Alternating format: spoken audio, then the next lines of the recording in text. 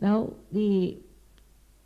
today's the celebration was very important, the way they brought the flags. I was so filled, I don't know with what sort of feelings, but so many feelings that I just didn't know what to say about this. It's such a unique idea. Some of the flags I didn't know also. But in this world, this flag, represents some sort of a very sublime idea about that country. Very sublime, very noble. Now, you see in all these countries how all this nobility is going down, and there is no respect for that flag which they have created. I'm happy that you brought those flags and that you should find out what is the noble idea of having these flags and what is the purpose of having these different colors and what is expected of you as the citizens of that particular country.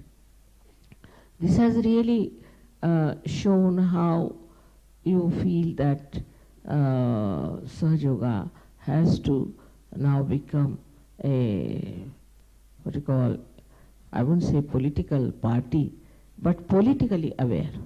You have to be politically aware.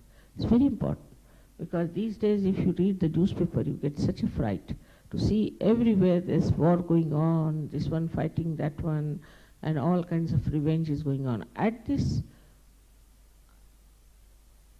moment, see, to think that all flags can come together itself is a very, very great achievement of Sahajogis to think on those lines.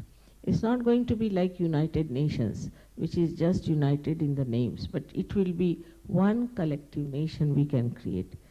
I was really very much touched by the way you organized all these things, and on your own, the way you arranged all these things. I had nothing to do about it, and how now you have taken responsibilities and working it out. It's very, very gratifying. These 25 years have been so much of a past, but one day can show you the sum total of what we have achieved. So thank you very much for everything. Thank you. May God bless you. May God bless you all. May God bless you.